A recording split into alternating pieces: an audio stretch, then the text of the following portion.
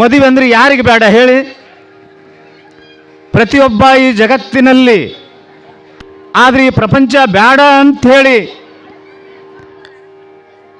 ಬಸವರಾಜ ಅಣ್ಣ ಬಸವಣ್ಣನವರು ನಾನು ಜನ್ಮಾಂತರದವರೆಗೆ ಕೂಡಲ ಸಂಗಯ್ಯನ ಸೇವೆ ಮಾಡುತ್ತಾ, ಗುರುವಿನ ಸೇವೆಯನ್ನು ಮಾಡುತ್ತಾ ನಾನು ಹೀಗೆ ಕಾಲ ಕಳಿಬೇಕು ನಾನೊಬ್ಬ ಅನ್ನುವಂತಹ ಗುರುವಿನಲ್ಲಿ ಅರಿಕೆಯನ್ನು ಮಾಡಿಕೊಂಡಾಗ, ಆದರೆ ಗುರುವಿನ ವಚನವನ್ನು ಪಾಲಿಸುವಂಥ ಅಣ್ಣ ಬಸವಣ್ಣನವರು ನೀನು ಮದುವೆಯಾಗಬೇಕು, ನನ್ನ ವಚನ ಪಾಲಿಸಬೇಕು ಅಂದಾಗ, ಹರನಿಂದಲಧಿಕ ಸದ್ಗುರು ಎಂಬುದನ್ನು ಕೇಳಿ ನಿಮ್ಮಡಿಗೆ ಎರಗಿರ್ಪೆನಯ್ಯ, ಗುರುವೇ ನಿಮಗೆ ಶರಣು ಶರಣಾರ್ಥಿ. ಪರಮಾತ್ಮನಿಗಿಂತಲೂ ಶ್ರೇಷ್ಠವಾಗಿರತಕ್ಕಂಥವ ಗುರುವ ಅಂತ. ಪರಮಾತ್ಮನನ್ನು ದಾರಿ ತೋರಿಸತಕ್ಕಂಥವ ಯಾರು ಅಂದರೆ ಗುರುವ ಅಂತ. ಅಂತಹ ಗುರುವಿನ ವಚನಕ್ಕೆ ಮಣಿದು ಆತ ಮದುವೆಯನ್ನು ಆಗ್ತೀನಂತ ಗುರುವಿಗೆ ವಚನವನ್ನು ಕೊಟ್ಟಿರತಕ್ಕಂಥ ಅಣ್ಣ ಬಸವಣ್ಣನವರು ಈ ಲೋಕದಲ್ಲಿ ಮುಂದೆ ಬರುವಂಥ ಯುಗಾಂತರವರೆಗೆ, ಹೇ ಬಸವಣ್ಣನವರೇ, ನಿನ್ನನ್ನು ನೋಡಿ ಜಗತ್ತು ಹೇಗೆ ಹೇಗೆ ಮದುವೆಯಾಗಿ ಪ್ರಪಂಚವನ್ನು ಮಾಡಿ ಪರಮಾರ್ಥವನ್ನು ಗಳಿಸಿಕೊಂಡ, ದೇವನನ್ನು ಹೇಗೆ ಒಲಿಸಿಕೊಂಡ ಅನ್ನುವಂತಹದ್ದನ್ನು ಈ ಜಗತ್ತು ನೋಡಬೇಕಾಗ್ಯದ, ಈ ಜಗತ್ತು ಕಲಿಬೇಕಾಗ್ಯದ. ಆದ್ದರಿಂದ ನೀವು ಮದುವೆ ಆಗಬೇಕಂತ ಗುರುವ ಅಪ್ಪಣೆಯನ್ನು ಕೊಡಿಸಿದ ಬಸವಣ್ಣನಿಗೆ ಬಸವಣ್ಣವರು ಒಪ್ಪಿಕೊಂಡಿದ್ದರು ಮದುವೆಯನ್ನಾದ. ಗಂಗಾಂಬಿಕೆ ಯಾರು? ಆಕಿ ಒಬ್ಬ ಪ್ರಧಾನ ಮಂತ್ರಿಯ ಮಗಳು ಗಂಗಾಂಬಿಕೆ, ಬಲದೇವರಸ ಮಾದಲಾಂಬಿಕೆಯ ಸೋದರ. ಅಲ್ಲಿ ಬಿಜ್ಜಳ ಮಹಾರಾಜನ ಆಸ್ಥಾನದಲ್ಲಿ ಬಿಜ್ಜಳನ ಕೈ ಒಳಗ, ಮಹಾರಾಜನ ಕೈ ಒಳಗ ಮಹಾಮಂತ್ರಿ ಪದವಿಯನ್ನು ನಡೆಸ್ತಕ್ಕಂಥ ಬಲದೇವರಸ ಮಾದಲಾಂಬಿಕೆಯ ಸೋದರ, ಅಣ್ಣನ ಮಗಳು. ತಗೊಳಕ್ಕೆ ಬರ್ತದಿಲ್ಲ? ಬರ್ತದ ಇಲ್ಲ? ಅಣ್ಣನ ಮಗಳು ಬಲದೇವರಸ. ಕೇಳಿ ಸ್ವಲ್ಪ ಲಕ್ಷ್ಯ ಕೊಡ್ರಿ. ಬಲದೇವರಸ ಮಾದಲಾಂಬಿಕೆ ಅಣ್ಣ ಸೋದರ, ಕಲ್ಯಾಣದ ಬಿಜ್ಜಳ ಮಹಾರಾಜನ ಮಂತ್ರಿಯಾಗಿರತಕ್ಕಂಥವ 12ನೇ ಶತಮಾನದಲ್ಲಿ ಕಾರ್ಯಭಾರವನ್ನು ನಡೆಸಿಕೊಂಡು ಹೋಗತಕ್ಕಂತಹ ಬಲದೇವರಸ.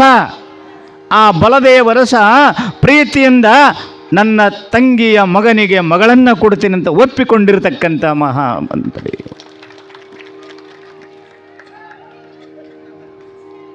ಗಂಗಾಂಬಿಕೆ. ಅಂತಹ ಗಂಗಾಂಬಿಕೆಯ ಸದ್ಗುಣ, ಇವರಿಬ್ಬರಿಗೂ ಸದ್ಗುಣ ಬರ್ತಾವ ಮುಂದೆ. ಅವರು ಒಳ್ಳೆಯ ಹುದ್ದೆಗೆ ಹೋಗ್ತಾರೆ, ಅವರು ಪ್ರಯತ್ನ ಮಾಡಬೇಕು. ಗುರುಗಳು ಹೇಳ್ಯಾರ ಬಿಡ ಅಂತ ತಿಳ್ಕೊಂಡು ಉಂಡು ಮಕ್ಕೊಂಡ್ರೆ ಆಗುವಲ್ಲ.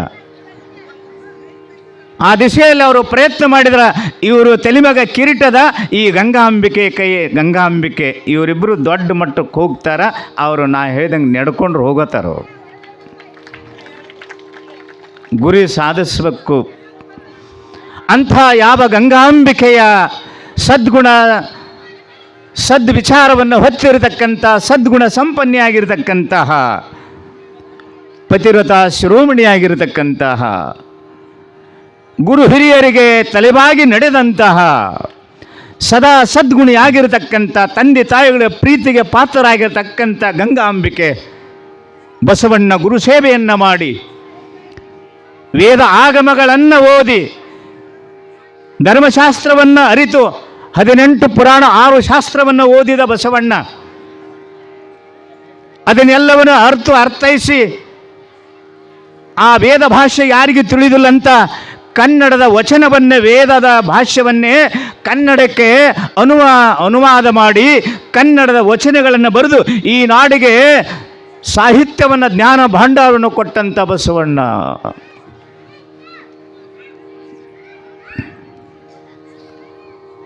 ಕೂಡಲ ಸಂಗಮನಲ್ಲಿ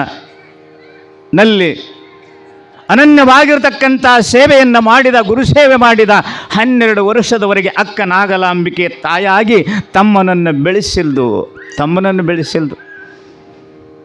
ತಾಯಾಗಿದ್ಲು ಗಂಗಾಂಬೆ. ಯಾರು? ಅಕ್ಕ ನಾಗಮ್ಮ ತಮ್ಮನಿಗೆ ತಾಯಾದಳು, ಅಕ್ಕ ಆದಳು, ಗುರುವಾದಳು. ನಡೆಯುವ ರೀತಿಯನ್ನು ಕಲಿಸಿದಳು ತಮ್ಮಗನಿಗೆ, ಮಾತನಾಡುವ ರೀತಿಯನ್ನು ಕಲಿಸಿದಳು. ತಮ್ಮನ ಬೆನ್ನು ಹತ್ತಿರತಕ್ಕಂಥ ಯಾರು? ಅಕ್ಕ ನಾಗಮ್ಮ. ಅಕ್ಕ ನಾಗಮ್ಮನಿಗೆ ಮದುವೆ ಆಗಿತ್ತು. ಶಿವದೇವ ಅನ್ನತಕ್ಕಂತಹ ಒಬ್ಬ ಪುರುಷನನ್ನ ಮಾಡಿಕೊಂಡಿದ್ಲು ಆ ತಾಯಿ. ಅಂತ ಅಕ್ಕನಾಗಮ್ಮ ತಮ್ಮನ ಜೊತೆಯಲ್ಲಿ ಗುರುಸೇವೆಯನ್ನು ಮಾಡಿದಂತಹ ಸಂಗಮನಾಥದಲ್ಲಿ, ಕೂಡಲ ಸಂಗಮದಲ್ಲಿ ಅವರಿಗೆ ಬಿಸಿ ರೊಟ್ಟಿಯನ್ನು ಮಾಡಿಕೊಡ್ತಾ ಇದ್ಲು. ಯಾರಿಗೆ? ಬಂಧುಗಳಾದವರು ಬಂದುಂಡು ಹೋದರಯ್ಯ, ಬಂಧನವ ಹರಿಯರಯ್ಯ. ಗುರುವಿಂದ ಬಂಧುಗಳು ಉಂಟೆ ಸರ್ವಜ್ಞ. ಆ ಗುರುವಿಗೆ ಪ್ರಸಾದವನ್ನು ಮಾಡಿಕೊಡ್ತಿದ್ಲು ಗಂಗಾಂಬಿಕೆ. ನಿತ್ಯ ಕಾಲದಲ್ಲಿ ಮಡಿಯಿಂದ ಪ್ರಸಾದ ಮಾಡುತ್ತಾ ಇದ್ಲು ಜಾತವೇದ ಗುರುಗಳಿಗೆ, ಜೊತೆಯಲ್ಲಿ ತಮ್ಮನಿಗೆ. ಅಲ್ಲಿ ಬರ್ತಕ್ಕಂಥ ಅತಿಥಿ ಅಭ್ಯಾಗತರಿಗೆ ದಾಸೋಹನ್ನ ಮಾಡ್ತಾ ಇದ್ಲು, ಶಾಂತಿಯಿಂದ ಮಾಡ್ತಾ ಇದ್ಲು, ಸಂತೋಷದಿಂದ ಸೇವೆ ಮಾಡ್ತಾ ಇದ್ಲು ಅಕ್ಕನಾಗಮ್ಮ. ಅದಕ್ಕೆ ಕೇಳ್ತಾರೆ ಜ್ಞಾನಿಗಳು, ಹರ ಪೂಜೆ ಗುರು ಸೇವೆ ವರ ಪುಣ್ಯವಿಲ್ಲದೆ, ಹರ ಪೂಜೆ ಗುರು ಸೇವೆ ವರ ಪುಣ್ಯವಿಲ್ಲದೆ, ಬರಿದೆ ಸುಖ ಭೋಗ ದೊರಕುವುದುಂಟೆ ಆತ್ಮ, ಬರಿದೆ ಸುಖ ಭೋಗ ದೊರಕುವುದುಂಟೆ ಆತ್ಮ. ಹರ ಪೂಜೆ ಗುರು ಸೇವೆ ವರ ಪುಣ್ಯವಿಲ್ಲದೆ, ಹರ ಪೂಜೆ ಗುರು ಸೇವೆ.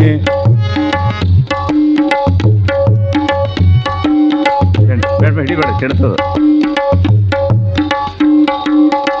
ಹಣವಿದ್ದಾಗಲೇ ದಾನ, ನೆಣವಿದ್ದಾಗಲೇ ಸೇವೆ, ಸೇವೆ. ಹಣವಿದ್ದಾಗಲೇ ದಾನ, ನೆಣವಿದ್ದಾಗಲೇ ಸೇವೆ, ಗುಣವಿದ್ದಾಗಲೇ ಮಾಡಿ ಮುಕ್ತಿ ಪಡಿಯ ಆತ್ಮ. ಗುಣವಿದ್ದಾಗಲೇ ಮಾಡಿ ಮುಕ್ತಿ ಪಡಿ ಆತ್ಮ. ಹರ ಪೂಜೆ ಗುರು ಸೇವೆ ವರ ಪುಣ್ಯವಿಲ್ಲದೆ, ಹರ ಪೂಜೆ ಗುರು ಸೇವೆ ವರ ಪುಣ್ಯವಿಲ್ಲದೆ, ಹಿಂದಿನ ಪುಣ್ಯವನ್ನು ಇಂದುಂಡುಡಬೇಕಾತ್ಮ. ಹಿಂದಿನ ಪುಣ್ಯವನ್ನು ಮುಂದುಂದುಡಬೇಕಾತ್ಮ, ಇಂದಿನ ಪುಣ್ಯವನ್ನು ಮುಂದುಂಡುಡಬೇಕಾತ್ಮ, ಇಂದಿನ ಪುಣ್ಯವನ್ನು ಮುಂದುಂಡುಡಬೇಕಾತ್ಮ.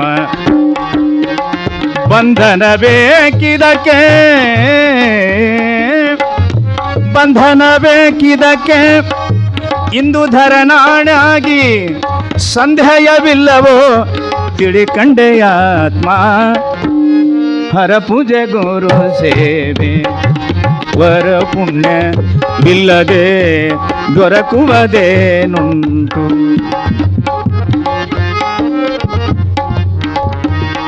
ಹಾಗೆ ಹರಪೂಜೆ ಗುರು ಸೇವೆ ವರ ಪುಣ್ಯವಿಲ್ಲದೆ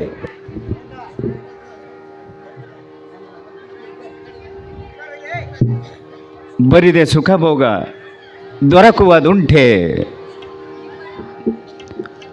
ಅಂತಹ ಗುರುಸೇವೆಯನ್ನು ಇದು ಅಂತಹ ಯಾವ ಗುರುಸೇವೆಯನ್ನು ಮಾಡಿದಂತಹ ಬಸವಣ್ಣನವರು, ಅಂತಹ ಗುರುಸೇವೆಯನ್ನು ಮಾಡಿದಂತಹ ಬಸವಣ್ಣವರು 12 ವರ್ಷದವರೆಗೆ ಅನನ್ಯವಾಗಿರತಕ್ಕಂಥ ಸೇವೆಯನ್ನು ಮಾಡಿದ್ದರಿಂದ ಅವಾಗ ಜಾತವೇದ ಮುನಿಗಳು ಅಪ್ಪಣೆಯನ್ನು ಕೊಡಿಸ್ತಾ ಇದ್ದಾರೆ. ಗಂಗಾಂಬಿಕೆಯನ್ನು ಮದುವೆ ಹಾಗೆ ಕೈ ಹಿಡಿದ ಹೊಸ ಹೆಜ್ಜೆಯನ್ನು ಇಟ್ಟ ಬಸವಣ್ಣನವರು ಹೇಳ್ತಾರೆ. ಅವರು ಏನು ಹೇಳ್ತಾರೆ ಅಂದರೆ, ಈ ಜಗತ್ತಿನಲ್ಲಿ ಯಾವುದು ಶ್ರೇಷ್ಠ ಅನ್ನೋದನ್ನು ಹೇಳ್ತಾರೆ ಬಸವಣ್ಣವರು. ನಾದ ಪ್ರಿಯ ಶಿವನೆಂಬರು ನಾದ ಪ್ರಿಯ ಶಿವನಲ್ಲವೈ. ವಚನ ಹೇಳಿದ್ರು ಅವರು, ಅವತ್ತೇ ಗುರುಗಳ ಮುಂದೆ ಹೇಳ್ತಾರೋ. ನಾದ ಪ್ರಿಯ ಶಿವನೆಂಬರು ನಾದ ಪ್ರಿಯ ಶಿವನಲ್ಲ ವೈ. ವೇದ ಪ್ರಿಯ ಶಿವನೆಂಬರು ವೇದ ಪ್ರಿಯ ಶಿವನಲ್ಲವಯ್ಯ.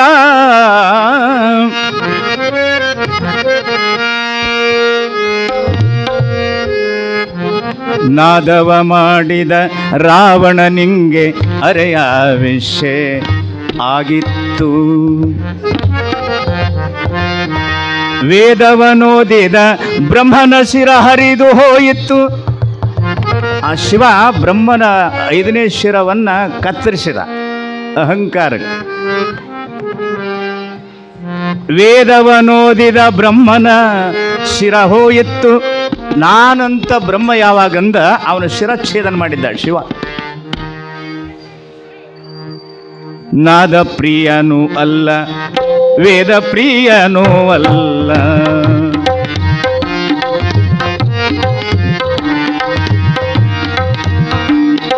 ನಾದ ಪ್ರಿಯನೂ ಅಲ್ಲ ವೇದ ಪ್ರಿಯನೂ ಅಲ್ಲ.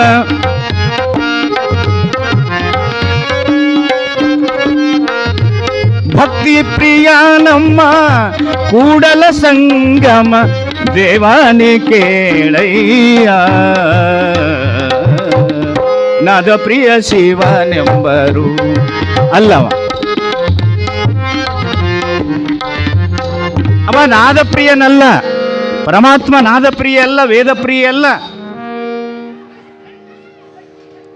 ಯಾವ ಪ್ರಿಯ ಅಂದ್ರ ಅನನ್ಯವಾಗಿರತಕ್ಕಂಥ ತನು ಮನ ಧನಮೆಲ್ಲ ಅರ್ಪಣೆ ಮಾಡಿ ಅಹಂಕಾರವನ್ನು ಗುರುವಿನ ಶ್ರೀಚರಣಕ್ಕೆ ಯಾರು ಅರ್ಪಣೆ ಮಾಡ್ತಾರೋ ಅವರು ನನಗೆ ಪ್ರಿಯ ಅಂತ ಹೇಳಿದ ಬಸವಣ್ಣ. ಹೇಳ್ತಾ ಇದ್ದಾನೆ, ಪರಮಾತ್ಮ ಅವರಿಗೆ ಪ್ರಿಯ.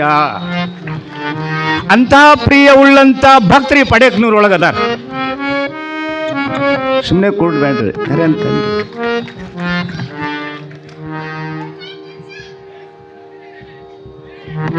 ರೊಕ್ಕದ ಪ್ರಿಯ ಅಲ್ಲ ದೇವ, ಬಂಗಾರದ ಪ್ರಿಯ ಅಲ್ಲ, ಪ್ರಿಯ ಅಲ್ಲ, ಜ್ವಾಳದ ಪ್ರಿಯ ಅಲ್ಲ, ಯಾವ ವಸ್ತು ಒಡವೆ ಯಾವ ಪ್ರಿಯ ಅಲ್ಲ. ಯಾವ ಪ್ರಿಯ ಅಂದ್ರೆ ಅದರ ಜೊತೆಯಲ್ಲಿ ಭಾವ ಭಕ್ತಿ ತುಂಬಿಕೊಂಡಿತ್ತಂದ್ರೆ ಅದರ ಪ್ರಿಯ ಪರಮಾತ್ಮ, ಅದರ ಪ್ರಿಯ. ಆ ಪ್ರಿಯದ ಭಕ್ತಿ ನಿಮ್ಮೊಳಗೆ ತುಂಬಿಕೊಂಡದು ಇಲ್ಲಿ ಈ ಊರೊಳಗೆ.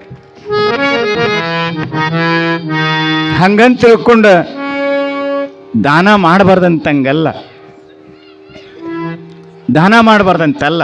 ಹೇಳ್ತಾರ ಜ್ಞಾನಿ, ಏನು ಹೇಳ್ತಾರೆ? ದಾನವೇ ಜಗದೊಳು ತಪವಯ್ಯ, ಧ್ಯಾನವೇ ಧರ್ಮದ ಜಪವಯ್ಯ. ಹೇಳಿಲ್ಲ?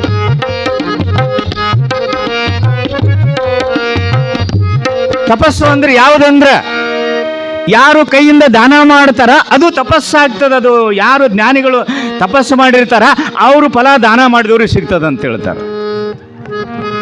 ದಾನ ಮಾಡಿದವ್ರಿಗೆ ಸಿಗ್ತದೆ. ಅದಕ್ಕೆ ಈ ಕೈಗಳಿಂದ ದಾನ ಮಾಡಬೇಕು.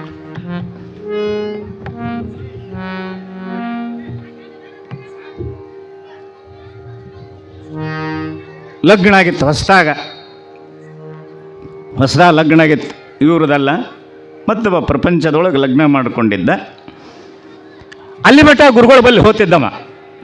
ದಿನ ಗುರುಗಳಿಗೋಗಿ ಹಾಲು ಕೊಡ್ತಿದ್ದ. ದಾರಿ ಒಳಗೆ ಮಠ, ಈಗ ಹೆಂಗೆ ಮಠ ಇತ್ತು. ದಿನ ಗುರುಗಳಿಗೆ ಹಾಲು ಕೊಟ್ಟು ಬರ್ತಿದ್ದ. ಗುರುಗಳು ಸೇವಾ ಮಾಡಿ ಕಸ ಹೊಡೆದು ಭಕ್ತಿಯಿಂದ ನಮಸ್ಕಾರ ಬರ್ತಿದ್ದ. ಮುಂದೆ ಅವನು ಲಗ್ನ ಬಿಡಿತ. ಒಂದು ಲಗ್ನ ಆದಮೇಲೆ ಮರುದಿವಸ ಹಾಲು ತರಲಿಲ್ಲ, ಕಸ ಹೊಡಿಕೊ ಬರಲಿಲ್ಲ. ಎಲ್ಲಿ ನಮ್ಮ ಶಿಷ್ಯ ಅಂತ ಗುರುಗಳು ಹುಡುಕಾಡಿದ್ರು. ಊರನ್ನು ಬಂದು ಹೇಳಿದರು, ಇಲ್ರಿ ಅವ ಎಲ್ಲಿಗೆ ಹೋದ, ಯಾವ್ರಿಗೆ ಹೋದ, ಯಾವ್ರಿಗಿಲ್ಲ ಅವ್ನು ಲಗ್ನ ಆಯ್ತು ಅಂತ ಹೇಳಿದರು. ಅಲ್ಲೋ ಲಗ್ನ ಆಗಲಕ್ಕ ಅವ್ನು ನನ್ನ ಬಳಿ ಯಾಕೆ ಬರಲಿಲ್ಲ? ಲಗ್ನ ಆದವ್ರು ಎಷ್ಟು ಮಂದಿ ಇಲ್ಲ ನಮ್ಮ ಹತ್ರ ಬರ್ತಾರೆ. ಬಸ್ಸು ಬರ್ತಾನೆ, ನಾಗೂ ಬರ್ತಾರೆ, ಅನೇಕ ಮಂದಿ ಶಿಷ್ಯರು ಎಲ್ಲ ಸೇವೆ ಮಾಡುತ್ತಾರೆ. ಎಷ್ಟು ಮಂದಿ ಅದಾರ ಸಂಸಾರ ಬಿಟ್ಟು ಬಂದಿರ. ಶಿವ ಅದನ್ನು, ಸಂಘು ಅದನ್ನು, ಅನೇಕ ಮಂದಿ ಸಾಹೇಬ್ಗಳು ಅದಾರ, ಅನೇಕ ಇಲ್ಲಿ ಕುತ್ಕೊಂಡಾರ. ಲಗ್ನ ಅದಾರ. ಇವ ಲಗ್ನ ಆದಮೇಲೆ ಗುರುಗಳು ಬಿಟ್ಟುಬಿಟ್ಟವ. ಒಂದಿನ ಹೋಯ್ತು, 2 ದಿನ ಹೋಯ್ತು, ಹಾಲನ್ನು ಗಪ್ಪಾಯ್ತು, ಎಲ್ಲ ಕಸ ಹೊಡೆದು ಗಪ್ಪಾಯ್ತು. ಅವನ ಶಿಷ್ಯನ ನೆನಸಾಕತ್ತಿದ್ರು ಅವರು, ಹೇಳಿ ಕಳಿಸಿರು ಬಾ ಅಂತ ಹೇಳ್ರಿ. ಅವ ಅಂದ, ನಾ ಬರೋದಿಲ್ಲ ಇನ್ನು ಮ್ಯಾಗಂದವ. ಯಾಕೆ? ಹೇಳ್ತೀನಿ ನನಗೆ ದೇವರು, ಹೇಳ್ತೀನಿ ನನಗೆ ಗುರುವ. ಅಲ್ಲೋ ಗುರುಗಳು ಸೇವೆ ಮಾಡಿ 12 ವರ್ಷ ಮುಗಿತದ. ಇನ್ನು ಮನ್ಯಾಗ ಗುರು ಬಂದಾನ, ನಾ ಹಿಂಗೆ ಹೋಗಂಗಿಲ್ಲ. ಅವ್ರಕ್ಕಿಂತ ದೊಡ್ಡ ಗುರು ಮನ್ಯಾಗ ಬಂದಾನ. ಏನವ ಬೋರಮ್ಮನವ್ರು ಹೇಳ್ತೀನಿ ಗುರುವ. ಅವಾಗ ಏನು ಮಾಡಲಿ, ಅವನು ಕಳಿಸ್ಬೇಕಂತ ತಿಳ್ಕೊಂಡು ಮಳೆಗಾಲ ದಿನ ಭಯಂಕರ ಮಳೆ ಹೊಡೆದಿತ್ತು ಇವನು ಹೊಲದಾಗ. ಯಾರ ಹೊಲದಾಗ? ಏನು ಗುರುಗಳ ಬಳಿ ಬರೆದು ಬಿಟ್ಟಿದ್ನಲ್ಲ, ಯಾರ ಹೇಳಿದ್ರು ನೀನು ಹೊಲ ಹೊಡೆದು ಇನ್ನೊಬ್ರು ಹೊಲದಾಗ ಆ ಮಣ್ಣು ಹೋಗ್ಯದ ನೋಡಿ ಹೋಗಲ್ಲಿ ಅಂದರು. ಅವಾಗ ಮನೆ ಬಿಟ್ಟು ಹೊರಗೆ ಬಂದಿರಲಿಲ್ಲ ಅವ. ಒಳಗೆ 2 ಅಕ್ಕ, ಒಳಗೆ 1 ಅಕ್ಕ. ಮನ್ಯಾಗ ಪೈಕಾನಿ ಕಟ್ಕೊಂಡಿದ್ದವ. ಮನೆ ಬಿಟ್ಟು ಹೊಸ್ಲಿ ಬಿಟ್ಟು ಹೊರಗೆ ಇಡಲಿಲ್ಲ ಮಗ. ನೀರು ತರಕ್ಕೆ ಆಳು ಇಟ್ಕೊಂಡ, ಹೆಂಡ್ತಿನ ಹೊರಗೆ ಕಳಿಸ್ಲಿಲ್ಲ, ನೆದರ್ ಆಗ್ತದಂತ ಮನ್ಯಾಗ ಇಟ್ಕೊಂಡ್ಬಿಟ್ಟವ. ಒಡ್ಡು ಹೊಡೆದಂದ್ರೆ ಮತ್ತೆ ಮಳೆ ಹೊಡೆದು ಮತ್ತೆ ಮಣ್ಣು ಹೋಗ್ತದೆ ಒಡ್ಡಿನಂದು. ಅವಾಗ ಹೆಂಗಾರ ಮಾಡಿ ಒಡ್ಡು ಹಾಕಿ ಬರ್ಬೇಕಂತ ನಸಿನಾಗ ಹೆಡ್ಗಿ ತೊಗೊಂಡು ಇವು ಏನಂತಾರಲ್ಲ, ಹೆಡ್ಗಿ ತೊಗೊಂಡು ಸಲಿಕೆ ತೊಗೊಂಡು ಗುದ್ಲಿ ತೊಗೊಂಡು ಓಡಿ ಹೊಂಟಿದ್ದ. ಅದು ಮಠದ ಬಲ್ಲಿ ಆಯ್ತು ದಾರಿ. ಅದು ಓಡಿ ಹೊಂಟಿದ್ದ. ಗುರುಗಳು ನಿಂತಿದ್ರು. ನಮ್ಮ ಶಿಷ್ಯ ಹೊಂಟಂಗೆ ಕಾಣ್ತಾನೆ. ತಮ್ಮ ಅಂದರು. ಈ ಕರಿಬಡಿಗೆ ನಾ ಆಮೇಲೆ ನೋಡಮ್ಮ ವಿಚಾರ ಅಂತ ಹಂಗೆ ಓಡಿದವ. ಹೊಳ್ಳಿ ಅಡಿಗೆ ತೊಗೊಂಡು ಹೊಂಟಿದ್ದ. ಈಗರ ಬಿಡಬಾರ್ದಂತ ತಿಳ್ಕೊಂಡು ದಾರಿಗೆ ಹೋಗಿ ಗುರುಗಳು ನಿಂತಿದ್ರು. ಬಾರೋ, ನಮ್ಮ ಮನೆಯಾಗ ದೇವ್ರದ, ನೀವೇನು ಅವಶ್ಯಕತೆ ಇಲ್ಲಪ್ಪ, ನಾ ಹೊಂಟಿನ ಅಂತ ಓಡೋಗ್ಬಿಟ್ಟವ. ಆಗಲಿ. ಅವಾಗ ಏನು ಹೇಳಿದ್ರು ಗುರುಗಳು? ಕೂಗಿ ಹೇಳ್ತಾರೆ, ತಮ್ಮ ನಿನ್ನ ಹೆಂಡತಿ ಭಾಳ ಪ್ರಿಯ ಮಾಡ್ತಾಳೆ, ಭಾಳ ಪ್ರೇಮದಾಳ್ರಿ. ಪ್ರೇಮ ಅನ್ನೋ ಶಬ್ದದಕ್ಕಿಂತ ಪ್ರೇಮದಾಳ. ನಿನ್ನ ಹೆಂಡತಿ ಹೆಚ್ಚಿನ ಪ್ರೇಮ ಮಾಡಂಗೆ ನಾನು ಬಲೆ ಒಂದು ಔಷಧದ ಕೊಡ್ತೀನಿ, ಬರ್ತೀಯೇನಂದ್ರು. ಅವಾಗ ಹೊಳ್ಳಿ ಬಂದನ್ರಿ ಮಗ ಅವ.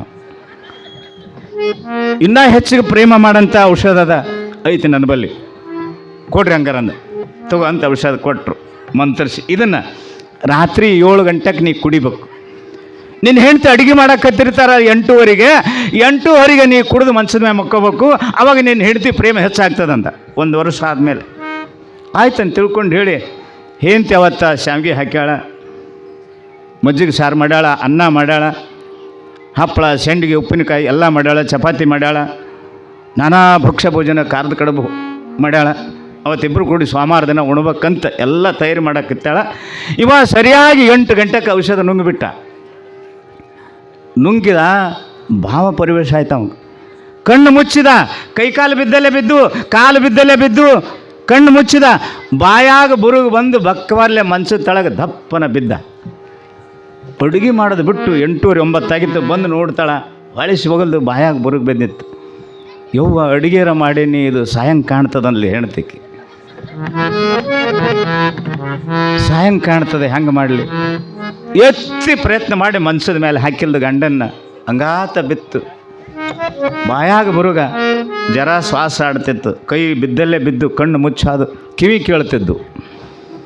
ಕಿವಿ ಹಾಕಿ ಎತ್ತು ಹಾಕಿದ್ದು ಕೇಳಿದು, ಇದು ಏನು ಸಾಯ್ತದ ಉಳಿತದಂತ ಅನ್ನೋದು ಕೇಳಿತು. ಆದ್ರೆ ಮಾತಾಡ್ಬೇಕಂತ ನಾ ಮಾತಿಲ್ಲ, ಹೇಳೋಕ್ಕೂ ಬರಂಗಿಲ್ಲ ಅವಂಗೆ, ಎಲ್ಲ ನಿರ್ವಶ. ಅವಾಗ ಏನು ಮಾಡಲಿ? 9 ಆಯಿತು, ಅಡುಗೆ ಎಲ್ಲ ಮಾಡ್ಯಾಳ, ಬಾಯಾಗ ನೀರು ಕಡಿಯಾಕತ್ತದ ಹೆಂಡ್ತಿಗೆ. ಹೆಂಗೆ ಮಾಡಲಿ? ಇದ್ದಂಗೆ ಆಗಲಿ ಅಂತ ತಿಳ್ಕೊಂಡು ಹೇಳಿ ಎಲ್ಲ ಅಡುಗೆ ಗಬ ಗಬ ಇಟ್ಟು, ಅನ್ನ ಸಾರ, ಮಜ್ಜಿಗೆ ಸಾರ, ಶಾವಿಗೆ, ಚಪಾತಿ ಎಲ್ಲ ಪಲ್ಯ ಗಬ ಇಟ್ಟಿಟ್ಟು ಹಾಕ್ಕೊಂಡು ಎಲ್ಲ ಉಂಡ್ಬಿಟ್ಲು. ಹೊಡಿ ತುಂಬ ಉಂಡು ಆಗಿ ಮಾಡಿಬಿಟ್ಲು ಅವನು. ಇದು ಅಂತರು ಸತ್ತರು ಕೂಡ ಯಾವ ಸಾಯ್ತದ ಅಲ್ಲೇ ಬೀಳೋದಕ್ಕೆ ತಿಳ್ಕೊಂಡು ತುಂಬ ಒಂದು ಜಮಖಾನ ಹೋಗಿಚ್ಚಿ. ಆಗ ಬಬ್ಬಟ್ಟು ಮಾಡಿದ್ರಿ. ಇನ್ನು ರಾತ್ರಿ ನಾಳೆ ಸಾಯಂಕಾಲದ ಉಪವಾಸ ಇರೋದು ಬರ್ತದ. ಈಗ ಬಬ್ಬಟ್ಟು ಮಾಡೋದು ಬ್ಯಾಡ, ಇದನ್ನು ಹಿಂಗೆ ಮುಚ್ಚಿಡೋ, ಮುಂಜಾನೆ ಬಬ್ಬಟ್ಟು ಮಾಡೋಮಂತ ಅದನ್ನು ಹಂಗೆ ಮುಚ್ಚಿಗೆ ಹೋಗಿ ಅಟ್ಟದ ಮ್ಯಾಗ ಮುಕ್ಕೊಂಬಿಟ್ಲಿಕ್ಕೆ. ಇವ ಅಂದು, ಈ ಮಗ ನನ್ನ ಹೆಂಡ್ತಿ ಪ್ರೇಮ ಮಾಡ್ತಾಳೆ ಅಂತ ತಿಳ್ಕೊಂಡಿದ್ನಪ್ಪ, ಆಕಿ ಬಿಟ್ಟು ಎಲ್ಲ ತಿಂದಳು ಅಂತ ಒಳಗಂತ ಮಾತಾಡಿದ್ರೆ ಮಾತಾ ಇಲ್ಲ ಅವಂಗ. ಎಲ್ಲ ಉಂಡಾಳ. ನಸಿನಾಗ 5 ಗಂಟೆಗೆ ಎದ್ಲು. ಹೋಗಿ ಬಬ್ಬಟ್ಟ ಮಾಡ್ಬೇಕಂದ್ರೆ ಮಂದಿ ಬಂದು ಇನ್ನು ಏನಾರು ಮಾಡ್ತಾರೆ ಗದ್ಲ, ಊಟಕ್ಕೆ ಪಡೆದು ಕುಂದಿರ್ಸ್ಬೇಕಲ್ಲ ಅದನ್ನು. ಇನ್ನು ಉಪವಾಸ ಬೀಳೋದು ಬರ್ತದಂತ ಹಂಗೆ ಎದ್ದಕ್ಕನೆ ಹೊರಗನೆ ಹೋಗಿ ಒಂದಿಟ್ಟು ಉಪ್ಪಿಟ್ಟು ತಯಾರು ಮಾಡಿಲ್ದು. ಉಪ್ಪಿಟ್ಟು ಮಾಡಿ ಚಲೋ ಹೆಪ್ಪು ಹಾಕಿದ ಮೊಸರು ಹಾಕ್ಕೊಂಡು ಒಂದು ತಾಟು ಉಪ್ಪಿಟ್ಟು ಬಡ್ತಾ ಬಡ್ದು ಒಂದು ಚರಿಗೆ ಚಹಾ ಮಾಡಿಕೊಂಡು ಕುಡಿದು ಬಾಯಿ ಒರೆಸ್ಕೊಂಡು ತಲೆಗೆ ಒಂದು ಕರಿಯರ್ಬಿ ಕಟ್ಕೊಂಡು ಕೂದಲ ಹರಿಬಿಟ್ಟು ಕೆಸಿಂದ ಹೊರಗೆ ಬಂದು ಲಬ ಲಬ ಅಂದ್ಬಿಟ್ರು. ಇಂಥ ಹಿರಿಯರು ಬಂದು, ಯಾಕೆ ನನ್ನ ಗಂಡ ಸತ್ ನೀವು ಇನ್ನ ಈಗ ರಾತ್ರಿ ಉಂಡು ಮುಕ್ಕೊಂಡಾನಂತ ಹೇಳಿದ್ದೆ. ಎಂಥ ಪ್ರೇಮ ಇದ್ದಿರಲ್ಲ, ನಾ ಬಾ ನೀ ಬಾ ಅಂತ ಅದನ್ನು ತೊಳೆದು ಗೂಟಕ್ಕೆ ಬಡೋದರು. ಅವ ಸತ್ಯ ಇಲ್ಲ, ಮಾತಾಡಕ್ಕೆ ಬರೋಲ್ಲ ಅವಾಗ, ಕೈ ಬಿದ್ದಲ್ಲೇ ಬಿದ್ದವ, ಕಣ್ಣು ತೆರೆಲ್ದು. ನಾನು ಎಲ್ಲಿ ಮಣ್ಣಾಗ ಹೋಗಿತಾರನಪ್ಪ ಈ ಮಕ್ಕಳಂತಾನೆ. ಎಂಥ ಹೇಳಿದ್ದೆಪ್ಪ ಈಕಿ ಭಾಳ ಪ್ರೇಮ ಅಂತ ತಿಳ್ಕೊಂಡಿದ್ದೆ, ಗುರುಸೇವೆ ಬಿಟ್ಟು ನಾನು ಪಜಿತಾನೆ ಅಂತಾನೆ ಒಳಗೆ, ಆದ್ರೆ ಮಾತಾಡಕ್ಕೆ ಬರೋದು. ಆವಾಗ 5 ಗಂಟೆ ಆಯಿತು, ಎತ್ತು ಟೈಮ. ಇವನು ತಂದು ಅವನ ತಾಯಿ ತಂದು ಬಂದು ಬಾಂದರು, ಹಲಿಗೆ ಪಲಿಗೆ ಎಲ್ಲ ನಡೆದ್ಬಿಟ್ಟು ಸ್ಮಶಾನ ಭೂಮಿಯೊಳಗೆ ಸಮಾಧಿ ತೆಗೆದ್ರು. ಎತ್ತು ಟೈಮ್ದೊಳಗೆ ಗುರುಗಳಿಗೆ ಹೋಗಿ ಹೇಳಿದ್ರು, ನಿಮ್ಮ ಶಿಷ್ಯ ತೀರ್ಕೊಂಡನ್ರಿ, ಹೋಗಿ ಆಶೀರ್ವಾದ ಕೊಡ್ರಿ, ಪಾದ ಇಡ್ರಿ. ಹಾಗಾದ್ರೆ ನಡಿ ಅಂತ ತಿಳ್ಕೊಂಡು ಇನ್ನೂ ಎತ್ತಿರಲಿಲ್ಲ. ಗುರುಗಳು ಬಂದರು, ಕೈಯಾಗ ಒಂದು ಔಷಧ ಬಾಟ್ಲಿ ಇತ್ತು. ಇಂಥ ಶಿಷ್ಯ ಹಿಡ್ಕೊಂಡಿದ್ದೊಬ್ಬ ಹೋಗಿ ಪೂಜಾ ಮಾಡಿದ್ರೆ ಒಂದು ಹಸ್ತ ಇಟ್ಟು, ಯಪ್ಪ ಗುರುಗಳು ಬಂದಂಗೆ ಆಯಿತು, ನಾನು ಬದುಕಿಸ್ತಿಲ್ಲೋ ಅಂತಾನೆ ಒಳಗೆ ಅಂತಾನೆ, ಮಾತಾಡಕ್ಕೆ ಬರೋಲ್ದು. ಮತ್ತು ಮಣ್ಣ ಗಿಡಕ್ಕೆ ತಯಾರಾಗ ನಾನು ಹಿಡ್ತೀವಿ ಹೊಟ್ಟೆ ತುಂಬ ತಿಂದಾಳೆ ನಿನ್ನೆ ಮುಂಜಾನೆ, ಮತ್ತು ನಸಿನ ತಿಂದಾಳ. ಅವಾಗ ಒಂದು ಮಾತು ಹೇಳ್ತಾರೆ ಗುರುಗಳು, ನೋಡಪ್ಪ ಇವನ ತಾಯಿ ತಂದೆ ಕರೀರಿ ಎಲ್ಲಿದಾರ. ಅವ್ರು ಬಂದು ನಿಂತಿದ್ರು ಇಬ್ಬರು. ನಿಮ್ಮ ಮಗ ಬೇಕಂದ್ರೆ ಈ ಔಷಧ ಕೊಡೋರು ನೀವು ಸಾಯ್ತಿ, ನಿನ್ನ ಮಗ ಬದುಕ್ತಾನಂತ ತಾಯಿ ಕೇಳಿದರು. ಔಷಧ ತಂದಿನಿ, ಔಷಧ ಕುಡಿದ್ರೆ ನೀ ಸಾಯ್ತಿ, ನಿನ್ನ ಮಗ ಬದುಕ್ತಾನ, ಮಾಂಗಲ್ಯ ಉಳಿತದ, ಅವನ ಮುಂದೆ ಪ್ರಪಂಚ ನಡೀತದ. ಆ ಮುದುಕಿಗೆ ಕುಡಿತೀವನು ಅಂದ. ಯಪ್ಪ ನಾವು ಅಲ್ಲಪ್ಪ ಏನ ನಾ ಇರ್ತೀನಿ, ಅವನು ಮಣ್ಣ ಮಾಡಿಬಿಡ್ರಿ ಅಂದಕ್ಕೆ ಅವ್ರವ್ವ. ನೋಡ್ರಿ, ಮಗನ ಜೀವ ಉಳಿಸಾಕ ತಯಾರಿಲ್ಲ ತಾಯಿ, ಮಗನ ಜೀವ ಉಳಿಸಾಕ ತಯಾರಿಲ್ಲ, ಯಾರು ಯಾರಿಗೆ ಸಂಬಂಧ ಇಲ್ಲ. ಅವ ಅಂದವ, ಅಯ್ಯಪ್ಪ ನನ್ನ ತಾಯಿನೂ ನನ್ನ ಬಿಟ್ಲಂದವ. ಒಳಗೆ ಮಾತಾಡಕ್ಕೆ ಬರೋಲ್ದು. ತಂದಿನ ಕೇಳಿದ, ತಂದಿನ ಹೇಳಿದ. ಇವನ ತಾಯಿ ತಂದಿನ ಕರೆದ್ರು, ನಿನ್ನ ಮಗಳ ಮಾಂಗಲ್ಯ ಉಳಿಬೇಕಂದ್ರೆ ಈ ಔಷಧ ಕುಡಿದ್ರೆ ನೀವು ಸಾಯ್ತಿ, ನಿನ್ನ ಈಕಿನ ಗಂಡ ಬದುಕ್ತಾನ, ಕುಡಿತೇನಂದ. ನಾವು ಅಲ್ಲಪ್ಪ ಅವನು ಮಣ್ಣು ಮಾಡಿರಿ, ನನ್ನ ಮಗಳು ತೊಗೊಂಡು ಆರಾಮ, ಇವನು ಹೊಲ ಅದ ಮನಿ ಅದ, ನಾವು ಮಾಡ್ಕೊಂಡು ಉಣ್ತೀವಿ ಅಂತಾಳೆ. ಇನ್ನು ಮಕ್ಕಳು ಆಗಿಲ್ಲ, ಅವನ ಹೊಲ ಇತ್ತು 10 ಕೂರ್ಗಿ, ಆರಾಮ ನಾವು ಉಣ್ತೀವಿ, ನನ್ನ ಮಗಳಿಗೆ ಕರ್ಕೊಂಡು ಆರಾಮ ಮಾಡಿ ಉಣ್ತೀನಿ ನಾನು, ಅವನು ಮಣ್ಣು ಮಾಡಿರಿ ಅಂದ್ಲ. ಆಕಿನೂ ಸರ್ಕೊಂಡ್ರು, ಎಲ್ಲರೂ ಸರ್ಕೊಂಡ್ರು, ಯಾರೂ ಬರಲಿಲ್ಲ. ನನ್ನ ಇಡ್ತಾರೆ ಮಣ್ಣಾಗ ಅಂದವ. ಒಳಗೆ ಹೆಂಗೆ ಮಾಡ್ಲಂತಾನ ಎಲ್ಲ ಆಗಿತ್ತವಂದು. ಅವಾಗ ಕೊನೆಗೆ ಗುರುಗಳು ಹೇಳ್ತಾರೆ, ನೀವು ಯಾರೂ ಕುಡಿದು ಬೇಕಾಗಿಲ್ಲ, ನನ್ನ ಶಿಷ್ಯ 12 ವರ್ಷ ಸೇವೆ ಮಾಡ್ಯಾನಂದ್ರೆ ನಾ ಇದನ್ನು ಔಷಧ ಕುಡಿತಾ ಇದ್ದೀನಿ ಅಂತ ತಿಳ್ಕೊಂಡು ಹೇಳಿ ಔಷಧವನ್ನು ಗುರುಗಳು ಕುಡಿತಾ ಇದ್ದಾರೆ. ಅವನ ಹಸ್ತ ಮಸ್ತಕ ಸಂಯೋಗ ಮಾಡಿ ಮಂತ್ರಿಸಿಬಿಟ್ರು. ಪಳಕ್ಕನ ಕಣ್ಣು ತೆರೆದ. ಹೇಳ್ತಿ, ಅಯ್ಯಯ್ಯ ನಾನು ಬಿಟ್ಟು ಹೊಂಟಿದ್ದೆಲ್ಲ ಯಪ್ಪ, ಈಗ ಬಾ ಅಂದ್ಲು. ನಾ ನಿನ್ನ ಗೂಡು ಬರಂಗಿಲ್ಲ, ನಾ ಗುರುಗಳ ಗೂಡು ಹೋಗ್ತೀನಿ ನಾನಂದವ. ಯಾಕೆ ನೀನು ಮಾಡಿದ ಅಡುಗೆ ತಿಂದು, ನಸಿನಾಗ ಉಪ್ಪಿಟ್ಟು ತಿಂದು ಎಲ್ಲ ಕೇಳೀನಿ. ಎಲ್ಲದು ಸಂಸಾರ, ಎಲ್ಲದು ಈ ಲೋಕದ ಪ್ರಪಂಚ ಇಷ್ಟೇ ಅದಿದು. 6 ಸಂಗಡ ಬಾಹೋರಿಲ್ಲವೋ ಹರಿ ನಿನ್ನ ನಾಮವಲ್ಲದೆ, ಯಾರೂ ಸಂಗಡ ಬರುವುದೇ ಇಲ್ಲ ಅಂತ ತಿಳ್ಕೊಂಡಿರತಕ್ಕಂಥ ಬಸವಣ್ಣ ಈ ಲೋಕದ ಆದರ್ಶಕ್ಕಾಗಿ ಮದುವೆಯನ್ನಾದ. ಅದು ಪರಮಾರ್ಥದ ಮದುವೆ. ಗಂಗಾಂಬಿಕೆಯನ್ನು ಮದುವೆಯಾದ, ಈ ಲೋಕದ ಆದರ್ಶಕ್ಕಾಗಿ ಮದುವೆಯಾದ. ಪ್ರಪಂಚ ಅಂದ್ರೆ ಹಿಂಗದ. ಅದು ಎಲೆ ಎಲೆ ಮಾನವ ಹೇಳ್ತಾನೆ ಬಸವಣ್ಣವ್ರೊಂದು ಮಾತು ಹೇಳ್ತಾರವ್ರು, ಎಲೆ ಎಲೆ ಮಾನವ ಅಳಿಯಾಸೆ ಬೇಡವೋ ಹೇಳ್ತಾರವ್ರು. ವಚನ ಹೇಳ್ತಾರೆ, ಎಷ್ಟು ಸುಂದರವಾಗಿ ಜಗತ್ತಿಗೆ ಸಾಹಿತ್ಯವನ್ನು ಕೊಟ್ಟಾರ.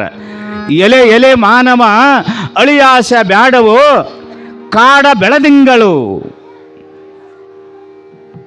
ಸಿರಿ ಸ್ಥಿರವಲ್ಲ, ಸಿರಿ ಸ್ಥಿರವಲ್ಲ, ಕೇಡಿಲ್ಲ ಪದವಿಯ ನೀವ. ಸಿರಿ ಸ್ಥಿರವಲ್ಲ, ಸಿರಿ ಒಂದಿನ ಬಿಟ್ಟು ಹೋಗ್ತೇವೆ, ಸಂಪತ್ತಿಲ್ಲೇ ಬೀಳ್ತದ, ಹೊಲ ಇಲ್ಲೇ ಬೀಳ್ತದ, ಮನಿ ಇಲ್ಲೇ ಬೀಳ್ತದ, ಎಲ್ಲ ಇಲ್ಲೇ ಬೀಳ್ತವ.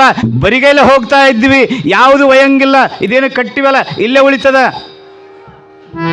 ನೋ ಯಾವುದು ಬರಂಗಿಲ್ಲ. ಇದು ಧಾರ್ಮಿಕ ಕೇಂದ್ರ ಉಳಿತದ, ಯಾರೂ ಮನಿ ತೆಗಾಕ ಹೋಗಂಗಿಲ್ಲ, ಯಾರೂ ಏನು ಬಯಂಗಿಲ್ಲ ಹೇಳ್ತಾರೆ ಬಸವಣ್ಣ. ಸಿರಿ ಸ್ಥಿರವಲ್ಲ ಕಾಡ ಬೆಳದಿಂಗಳು, ಕೂಡಲ ಸಂಗಮ ದೇವ ಕೂಡಲ ಸಂಗಮ ದೇವನನ್ನ ಮರೆಯದ ಪೂಜಿಸದ ಎಲೆಮಾನವ ನಿನಗೆ ಮೋಕ್ಷವನ್ನ ಪ್ರಾಪ್ತಿ ಆಗ್ತದಂತ ಹೇಳ್ತಾರೆ. ನಿನಗೆ ಮೋಕ್ಷ ಪ್ರಾಪ್ತಿ ಆಗ್ತದ. ಸಂಸಾರ ಬಿಡ ಅಂತ ಹೇಳಿಲ್ಲ, ಮಕ್ಕಳು ಮರಿ ಬಿಡ ಅಂತ ಹೇಳಿಲ್ಲ.